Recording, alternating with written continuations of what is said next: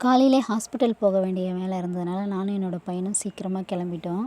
Breakfast எதுவும் சாப்பிடல. போய் டாக்டர பார்த்துட்டு ரிட்டர்ன் வரும்பொழுது, அம்மா பசிக்குதுன்னு சொன்னா. சரி வாடா ஹோட்டலுக்கு போலாம் அப்படின்னு சொன்னா. ஹோட்டலுக்கு தான் போணும்னு சொன்னான் அவன். நான் தான் வேணாம், இங்கேயே தள்ளுவண்டி கடையில சாப்பிடலாம் வாடா, அங்கேயே நல்லாயிருக்கும் அப்படின்னு சொல்லி கூட்டிட்டு போனேன். கூட்டிட்டு போகும்போதே ஒரு அம்மா வாங்கம்மா, இட்லி இருக்குது, தோசை இருக்குது, என்ன வேணுமா வாங்கம்மா அப்படின்னு சொல்லிக்கிட்டே இருந்தாங்க. சரி ஓகேன்னு வண்டிய பார்க் பண்ணிட்டு வந்தா, பக்கத்துல இருக்கிற வண்டி கடைக்கு பக்கத்துல பார்க் பண்ணதில, அவங்க இங்க பார்க் பண்ணாதீங்க, கொஞ்சம் தள்ளி பார்க் பண்ணுங்க. சாப்பிட்றவங்களுக்கு டிஸ்டர்பன்ஸா இருக்குன்னு சொன்னாங்க. சரி ஓகேன்னு பார்க் பண்ணிட்டு வந்து 4 இட்லி தான் வாங்குனோம். அத சாப்பிட்றதுக்குள்ள அவங்க வாயிலிருந்து வந்த வார்த்தைகள் வந்து கன்டினியூவா வந்துட்டே இருந்தது. ஒரு நிமிஷத்துக்கு ஒரு தடவ வாங்கம்மா, வாங்கம்மா, வாங்கம்மா, இட்லி இருக்கு, பூரி இருக்குன்னு அந்த மெனுவ சொல்லிக்கிட்டே இருந்தாங்க. ஒரு நிமிஷத்துக்கு ஒரு தடவ ஆட்டோமேட்டிக்காவே அந்த வாயில வந்துக்கிட்டே இருந்துச்சு.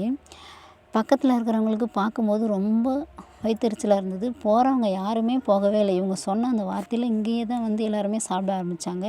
எல்லாரும் அங்கேயே போங்க, இங்க யாரும் உங்களுக்கு கண்ணு தெரியலையா? இங்க எதுவுமே தெரியாதா? எல்லாம் அங்கேயே போங்கன்னு திரும்ப திரும்ப அவங்க வாய்க்கு வந்த மாரி பேச ஆரம்பிச்சுட்டாங்க. அவங்க திட்டி பேசுற அந்த வார்த்தைய யாருமே கவனிக்கல. இவங்க சொல்ற அந்த பாசிட்டிவ் வார்த்தைகள மட்டுமே கவனிச்சு இங்க வர ஆரம்பிச்சாங்க. இதுலேருந்து என்ன தெரியுதுன்னா, நம்ம என்ன பேசுறோமோ, அதுதான் நமக்கு திரும்ப கிடைக்குன்றத நான் அன்னைக்கு புரிஞ்சுக்கிட்டேன். இத உங்ககிட்ட ஷேர் பண்ணணும்னு நெனச்சேன்.